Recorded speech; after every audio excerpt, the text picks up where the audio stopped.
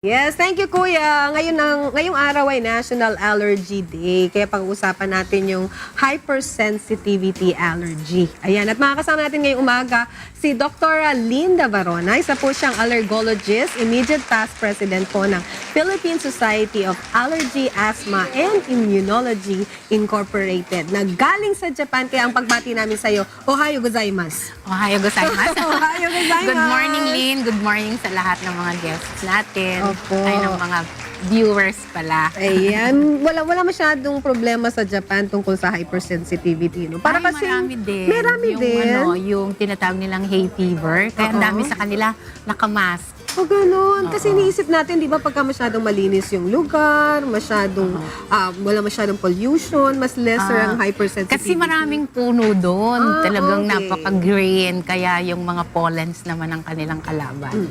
Okay, so hypersensitivity disorder allergy, doctor. Ano naman ang kaibahan nito sa simpleng allergy?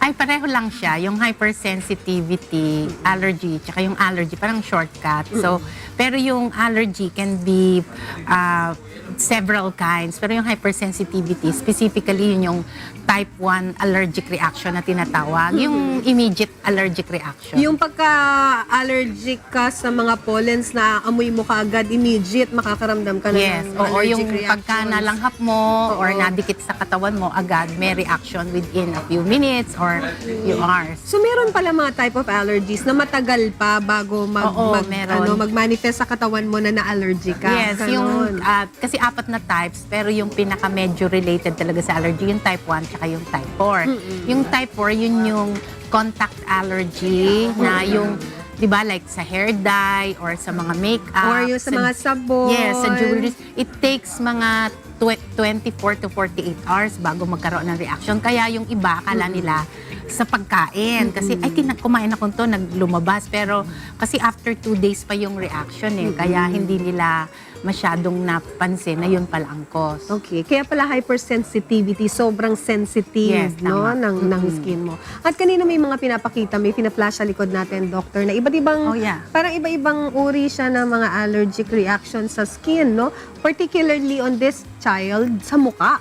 May Yes. mga ganyan ba? Oops, ito naman, mukhang nababahi naman siya, no? Yeah, yung sa bata, kung hindi ako nagkakamali, yung parang namamaga yung Ayan, mata. doctor, yan po. Parang sa mukha siya sa cheeks, no? Yeah, namamaga. Allergic yan? Allergic yan? Oo, yung palagay ko ito, yung atopic. Tayo, doctor, para mas lalo nating maintindihan nito. Kasi kawawa naman ang bata pagka may ganito, Ito di yung ba? namumula siya, tsaka ito parang nagbasa-basa, yung atopic dermatitis na tinatawag or atopic eczema na usually sa mga bata, sa mga pagkain yan, siya nagiging hypersensitive, especially cow's milk or sa egg or mga seafood. Makati yan, Dok. Oh yes, kaya yung bata, minsan yung mga baby, hindi sila nagkakamot pero yung irritable sila.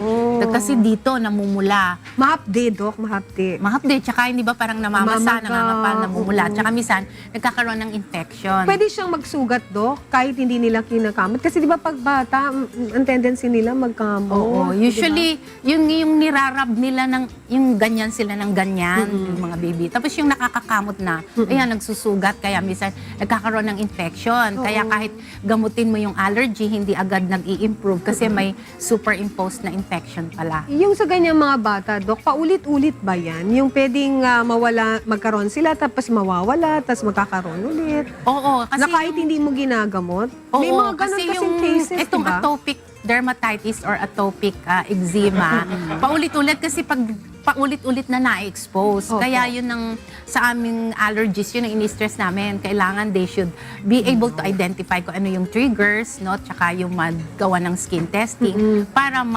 ma-identify, para maiwasan nila. Kasi kawawa ang bata. Diba? So yan yung mga tipo, doctor, ng hypersensitive yung mga skins ng bata, no? Oo, yan ang kasi may tinatawag na allergic march. Opo. Yung nagsisimula yung allergy sa isang klase, tapos after a while, lumilipat naman sa ibang organ, sa ilong naman, or asthma. So usually, ito yung umpisa ng allergic march.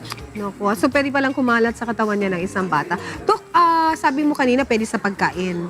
Pwede rin kaya pag marumi yung hinihiga ng bata, no? Oh yeah, pwede rin yung Pwede mga rin? house dust mite. Oo. Eventually, usually it starts with the food and then after some exposure, kasi it takes some period ng exposure, susunod yung mga dust na. Sa house dust mites ba, immediate din yung reaction nung skin? Oo, immediate. Pero itong ganito, yung atopic eczema or dermatitis, yung parang chronic exposure. siya, Oo. pagka matagal. Pero pwede din na right away biglang namumula, nagpi-flare up, nangangate, yon. Aside from the skin, di ba, doktora, isa rin sa mga signs ng allergic yung pagbahin. Kanina may nakita tayo, tapos pamumula ng mata, parang watery yung eyes, namamaga yung mata, ganyan. Anong namang klaseng allergy? Yan Doc? naman yung tinatawag na allergic rhinitis or yun nga sa States or sa ibang bansa, yung hay fever ang tawag Yun, nila. yan yung Oo, kasi sinasabi. parang nung araw na-discover to, yung after sa hay, pag di ba yung nagpa-farming, Opo. kaya tinawag, tsaka sa mga pollens. Pero ngayon, ang mas pinakakaraniwan yung indoors, yung house dust mites. No? Di ba Yun pati po. yung mga grass, di ba may mga grass na pwede ka ring mga damo, mga kasambahay na pwede ka ring maging allergic, no? Na hindi mo alam na allergic ka pala sa mga ganong klaseng damo. So, halimbawa, patakbo-takbo ka lang sa bukid. Pwede palang allergic ka na, kaya pala bahin ka ng bahin Yes. sa tuwing tumatakbo ka ng bukid. No? Oo, yung pollen kasi na windborne, yung nililipad ng hangin. Kasi yung mga roses, yung mga gumamela, yung mga orchid, hindi yan. Kasi mabibigat ang pollens niyan, insect pollinated yan. Pero yung pollens from grasses or trees na nililipad ng hangin, yan ang pag na-expose ang isang tao, dyan yung nagdi-develop nung yan, pagbabahin, pagluha ng mata. Oo, namamaga yung eye bags mo, oo, yan. ganyan. Allergic shiners ang tawag doon. Pero doctor, usually ito nangyayari sa umaga, di ba? Ano pa yan? Ano po ba yan? Pagka namamaga ka sa umaga, bahin ka ng bahin. Eventually, parang sa hapon, nawawala rin siya eh. Tapos nagkakaroon din siya sa umaga. Pwede bang gano'n na lang, hindi gamutin? Or posibleng merong komplikasyon yan? Aside, syempre, sa magang-maga ka, no, tuwing umaga. Usually, yung pagising sa umaga. Kasi, ang isang explanation, kasi galing sa bed. And then, yung naturally, yung skin natin, naglulugas, di ba? Ano, tatanggal. So, yung house Nagsished. dust mite, yun ang kinakain nila. So, upon waking up, doon. Yung iba naman, pag nagpunta sa shower, di ba? Parang maiba agad yung temperature or yung exposure. Kaya doon nagbahin ng paglabas ng shower, bahin na naman, tsaka yung amoy siguro nung shampoo or nung soap nila, no? And then, ang isa pang explanation, yung daw pollens, may oras yan sa umaga na doon lumalabas. So, yun yung level ng ano natin. Tapos, by afternoon, nag-rise up na yung mga pollens. Kaya, hindi na masyadong doon ang exposure. ganun That's one. pala Tsaka yun. yung pollens, they can travel for kilometers, no? Kahit hindi ka sa bukid. Pwede rin. Oo, at tsaka sa kalsada. Although ngayon nakita ko yung kalsada, hindi natin na ngayon gaanong maraming mga damo. Dati, marami ang mga grasses, no? Or may mga nearby parks or vacant lot sa tabi ng bahay na maraming mga talahib. Yun, pwede. Ayan, syempre may mga kilala ko, Doc, na super hypersensitive sila, yung allergic reactions nila, na parang yung way of life nila, parang nahahamper na kasi nga hindi nila alam kung saan sila allergic, kung sa dust mite, kung sa pollen and all that. Parang halos hindi na sila gumagalaw kasi may mga times, doctor, na pagka parang nagiging hika na yung kanilang yung Yeah, atake nila. So parang ang feeling nila, ayoko nang gumalaw, dito na lang ako, kailangan malinis. Meron bang way, doctor, kasi sinabi mo rin importanteng malaman kung saan ka allergic.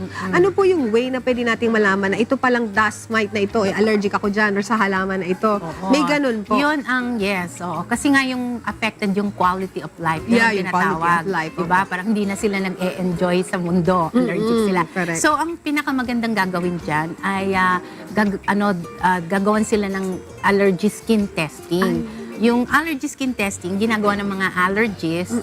Tapos, ayan ay ina-identify kung saan silang food or pagkain allergic, tsaka yun sa mga environmental. So maraming-marami yan. So ibig sabihin, papasukan ka sa katawan mo ng konting pagkain na ganito, konting oo, pagkain yung may na mga ganyan. extract talaga yan na piniprepare ng laboratories or commercially prepared. Tapos, they put drops of the allergen, let's say seafood or shrimp or house dust mite. ilalagyan sila ng drops and then merong pang skin prick test na i-scratch lang. Tapos you wait for mga 20 minutes, makikita mo kung allergic talagang namumula at namamaga. Ayan. So at least alam mo na. Yun Yes. na, alam mo na kung saan ka allergic, Very, tapos oo. pwede mo nang iwasan. Yes, So oo. yung quality of life mo, pwede maging okay. Oh yes, Ay. malaki ang chances. Ayan, yan mga kasambahay, para po dun sa namumroblema palagi dahil nga allergic sila at hindi nila alam kung saan sila allergic. Pwede po kayong makipag-ugnayan. Siyempre, kay Dr. Linda Barona, ang past president po ng PSAI or Philippine Society of Allergy, Asthma, Immunology Incorporated. At Doktor, sa kanila nga matatagpuan, alam ko dati dito sa May Fedel Mundo, di ba, pwede ka namin puntahan. Yes, sa kung saan libre Fedel po ang Mundo. check-up ni Dr. Barona. Yes, sa Fedel Mundo Medical Center, Opo. Banangawe, Quezon City. Ayan, every when Every kami... Tuesday, pero I also have clinic sa Adventist Medical Center, Manila, sa Pasay. Sa Pasay naman. Okay, ayan mga kasambahay, para po sa mga